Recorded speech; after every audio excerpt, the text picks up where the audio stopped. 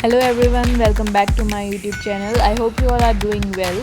Today we are going to talk about determination of oxidation states. So for the determination of oxidation number we have some rules. ठीक है, so rules क्या क्या होते हैं जिनसे हम assign करते हैं oxidation states. So first rule है हमारा all elements in free state और uncombined state will have an oxidation state of zero. Uncombined या फ्री स्टेट यानी कि जैसे कोई अपने एलिमेंटल फॉर्म में, जैसे सोडियम है, किसी और के साथ इसने बॉन्ड नहीं बना रखा, ये सिंपल अपने एलिमेंटल स्टेट में है. ठीक है, तो इसकी जो ऑक्सीडेशन स्टेट होगी वो ज़ीरो होगी. ऐसे ही जैसे कॉपर दे रखा है तो इसकी भी ऑक्सीडेशन स्टेट ज़ीरो हो जाएगी. या फिर आप जैसे अगर बॉन्ड भी बना रहे हैं तो भी वो अपने फ्री स्टेट में, जैसे अब सल्फ़र है तो S8 उसका फ्री स्टेट है, तो S8 के ऊपर कोई भी चार्ज नहीं दिख रहा आपको, तो यानी कि ऑक्सीडेशन स्टेट इसका ज़ीरो हो गया. तो ऐसे ही जो भी एलिमेंट्स होते हैं जो अपने फ्री स्टेट में होंगे या जो अनकम्बाइंड स्टेट में होंगे उनका ऑक्सीडेशन स्टेट ज़ीरो होगा. अब जैसे H2 है तो H2 इस फॉर्म में एग्जिस्ट करता है. अब इसके ऊपर कोई चार्ज थोड़ी ना है, तो इसके जो ऑक्सीडेशन स्टेट होगी वो कितनी हो जाएगी, ये भी ज़ीरो हो जाएगी. तो ये एक हमारा फर्स्ट रूल है कि जो भी एलिमेंट फ्री स्टेट या अनकम्बाइंड स्टेट में है उसका ऑक्सीडेशन स्टेट ज़ीरो है. ठीक है, नेक्स्ट है हमारे पास the sum of oxidation number in a compound will be zero. कोई भी कंपाउंड है लेकिन ये कंपाउंड न्यूट्रल कंपाउंड होना चाहिए. ठीक है, जैसे KMnO4 एग्जाम्पल में लिखा हुआ है, तो KMnO4 आपको क्या दिख रहा है, इसके ऊपर कोई चार्ज थोड़ी ना दिख रहा है आपको. तो इन सब का जो सम होगा, इन सब की जो इंडिविजुअल ऑक्सीडेशन स्टेट होगी उन सब का सम होगा ज़ीरो के इक्वल. अब देखो, सपोज आपको यहाँ पर Mn की ऑक्सीडेशन स्टेट फाइंड करनी है, तो इसकी हमने ऑक्सीडेशन मान ली X. ठीक है, तो अब क्या बोला है हमने कि इन सब की जो ऑक्सीडेशन स्टेट होगी उन सब का सम है ज़ीरो. अब K की जो इंडिविजुअल ऑक्सीडेशन स्टेट होती है, ये आप आगे रूल्स में पढ़ोगे, K कौन से ग्रुप से बिलोंग करता है, तो पोटेशियम जो है वो ग्रुप 1 से बिलोंग करता है ना. तो इसकी आप देखोगे कि जो ऑक्सीडेशन स्टेट होती है वो +1 मिलेगी आपको मोस्ट ऑफ द टाइम, या फिर जनरली बोल सकते हो कि +1 ऑक्सीडेशन शो करता है पोटेशियम. तो इसकी हो गई +1. और जो ऑक्सीजन है इसकी ऑक्सीडेशन स्टेट -2 होती है जनरली, लेकिन इसका एक्सेप्शन होता है पेरोक्साइड, वो भी हम आगे देखेंगे. तो यहाँ पर इसकी ऑक्सीडेशन स्टेट हो गई -2, लेकिन यहाँ पर देखो कि 4 ऑक्सीजन है ना, तो -2 × 4 यानी कि -8 हो गई. अब हमने क्या बोला है कि इन सब के इंडिविजुअल जो ये ऑक्सीडेशन स्टेट्स हैं इनका सम ज़ीरो होना चाहिए. तो ये एक तरीका भी है कि आपको अगर किसी भी एक एलिमेंट की फाइंड करनी है ऑक्सीडेशन स्टेट, तो आप पहले ये देखो कि उस पूरे कंपाउंड पे चार्ज क्या है. यहाँ पर ज़ीरो है, तो अब आप इन सब की ऑक्सीडेशन स्टेट्स को ऐड करो. देखो 1 + x - 8 = 0. तो यहाँ से x आ जाएगा हमारे पास 8 - 1 यानी कि 7. तो यानी कि यहाँ पर जो मैंगनीज़ है इसकी ऑक्सीडेशन स्टेट हो गई 7. ठीक है, +7. तो इस तरीके से आप, ये अगर आपको रूल्स पता है तो इस तरीके से आप ये रूल्स हेल्पफुल होंगे आपके लिए ऑक्सीडेशन स्टेट फाइंड करने में. ठीक है, तो सेकंड रूल ये हो गया हमारा. अब नेक्स्ट रूल देखते हैं. तो हाइड्रोजन इन ऑल कंपाउंड्स, देखो हाइड्रोजन किसी भी कंपाउंड में है तो उसकी ऑक्सीडेशन स्टेट हमेशा आपको +1 मिलेगी. ठीक है, जैसे यहाँ पर हमने H2SO4 लिखा हुआ है ना, तो अगर आप इसका ओवरऑल सम करोगे तो यहाँ पर हमने पढ़ा कि ज़ीरो है. ये देखो H2SO4, इसका ओवरऑल ऑक्सीडेशन स्टेट तो हो गई ज़ीरो. अगर सपोज़ आपको सल्फ़र की ऑक्सीडेशन स्टेट फाइंड करनी है तो वो हो गई X मान ली हमने. हाइड्रोजन की हमने यहाँ पे पढ़ा कि +1 होती है इन ऑल कंपाउंड्स. एक्सेप्शन है ये हाइड्राइड्स जब बनाएगा, यानी कि जब ये +1 वाले ग्रुप 1 और ग्रुप 2 वालों के साथ हाइड्राइड फॉर्म करेगा, तब इसकी जो ऑक्सीडेशन स्टेट होगी ना वो -1 आएगी. सो ये एक्सेप्शन है, ये चीज़ें तो आपको ध्यान रखनी ही पड़ेंगी. अब सपोज यहाँ पर +1 है इसकी, 2 हाइड्रोजन्स हैं तो इंटू 2 ये करना कभी भी नहीं भूलना है कि जितने भी नंबर ऑफ एलिमेंट्स प्रेजेंट है उससे मल्टीप्लाई तो करनी ही पड़ेगी ऑक्सीडेशन स्टेट। यहाँ पर एक ऑक्सीजन की है -2 और 4 की हो गई -2 इंटू 4, ये इक्वल्स टू 0 हो गया। अब यहाँ पर 2 + x - 8 इज इक्वल्स टू 0, यानी कि x कितना आ गया 6, ठीक है, यानी कि सल्फर की जो ऑक्सीडेशन स्टेट है यहाँ पर वो 6 है।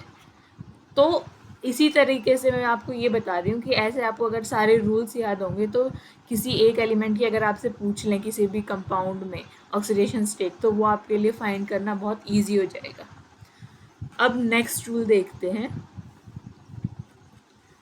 Oxygen in all compounds -2 oxidation state होगी। जब मैंने आपके पिछले एग्जाम्पल्स आपको दिखाए, ये जैसे कि H2SO4 का फाइंड किया तो यहाँ पर मैंने -2 मानी ऑक्सीजन की, यहाँ पर KMNO4 का फाइंड किया था जब ऑक्सीडेशन स्टेट, तो यहाँ भी मैंने -2 ली थी ऑक्सीजन की ऑक्सीडेशन स्टेट, है ना।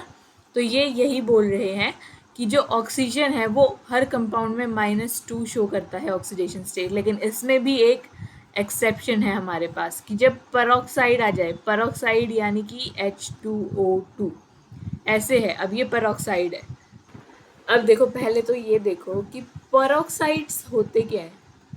पेरोक्साइड्स वो ही सारे कंपाउंड्स होंगे जिसमें आपको O2 - 2 की फॉर्म में यहाँ पर मिल जाए, ठीक है। अगर इस स्टेट में ऑक्सीजन कहीं पे प्रेजेंट है तो वो हमारा पेरोक्साइड हो जाता है।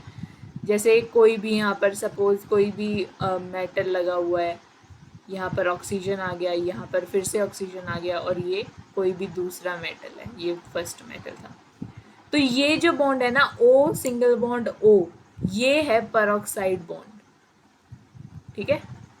यहाँ पर जो ऑक्सीजन है वो पेरोक्साइड की फॉर्म में प्रेजेंट, यानी कि O2 और इसकी जो ऑक्सीडेशन स्टेट है यहाँ पर, तो ये हो गए हमारे पेरोक्साइड्स। अब अगर आप पेरोक्साइड्स में जैसे 2 हैं यहाँ पर ऑक्सीजन, तो 2 की तो -2 है यहाँ पर ऑक्सीडेशन स्टेट, आप यही देख लो ना।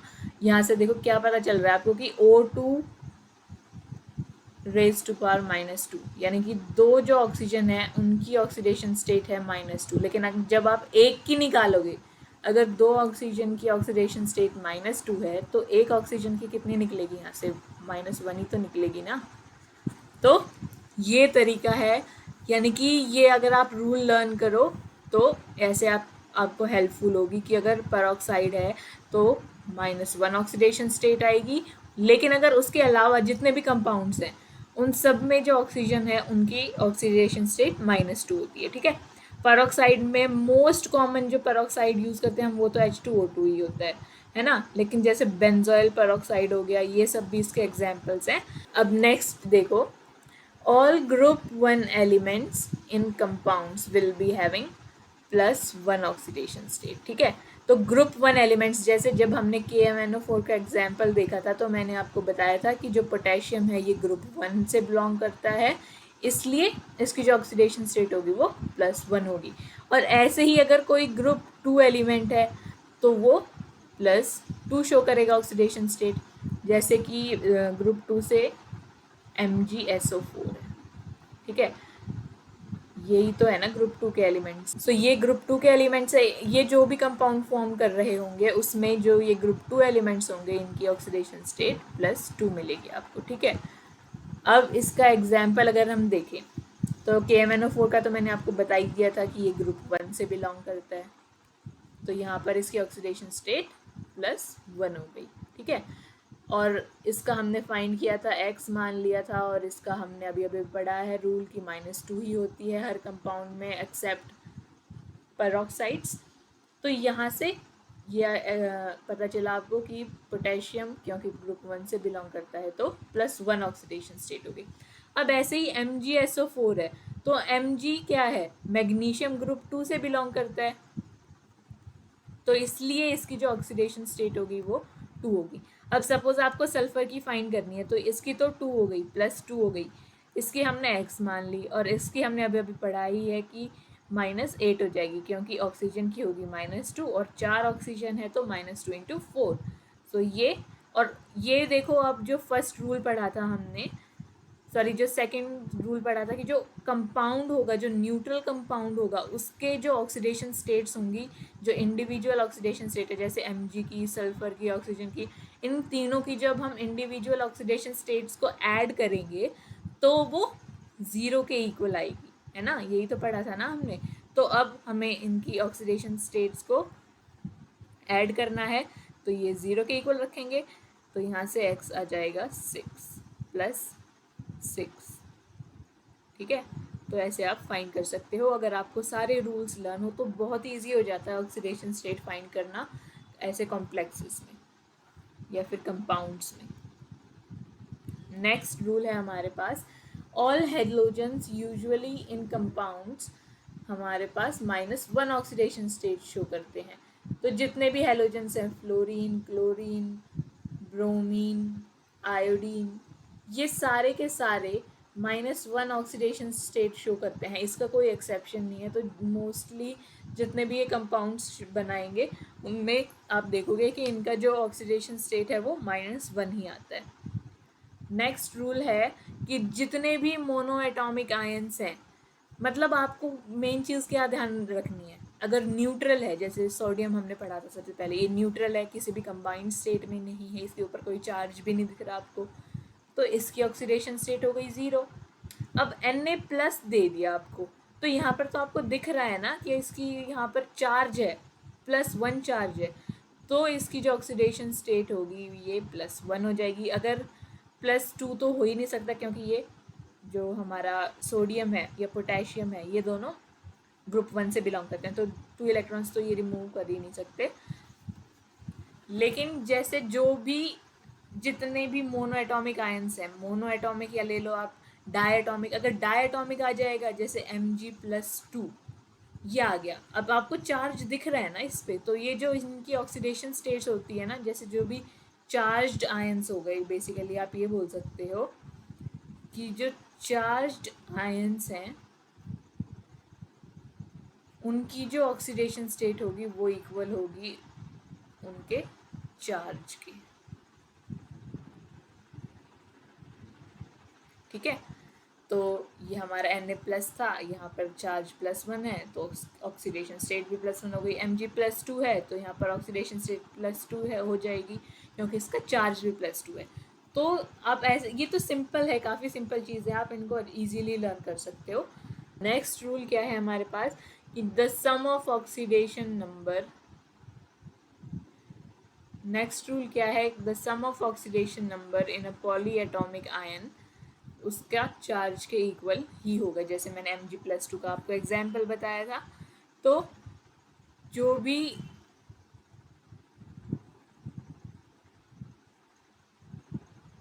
पॉली एटॉमिक आयंस हो गए, यानी कि एक से ज़्यादा एटम प्रेजेंट है, NH4 हो गया, NH4+, ये तो आयन ही है ना पूरा, तो इसके ऊपर चार्ज कितना हो गया +1।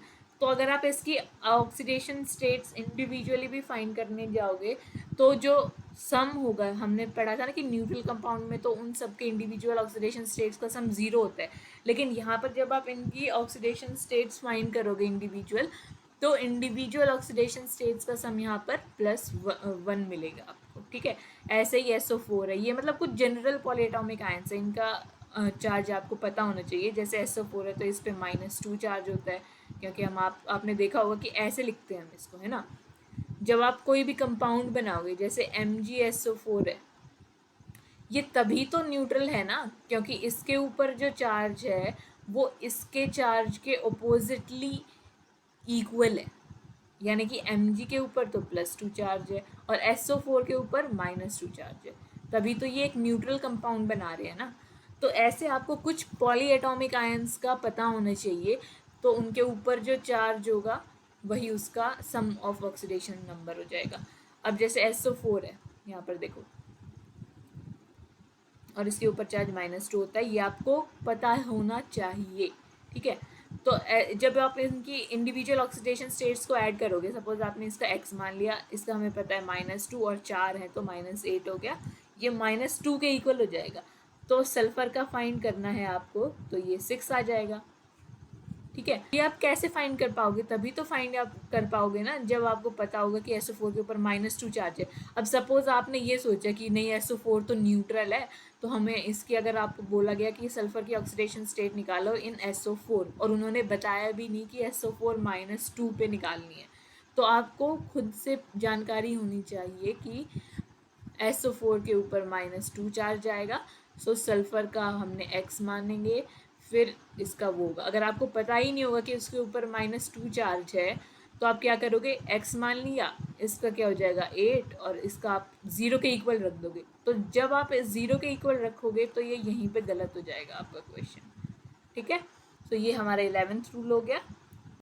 सो ये हमारे 11 रूल्स थे जिनसे आप डिटरमाइन कर सकते हो ऑक्सीडेशन स्टेट।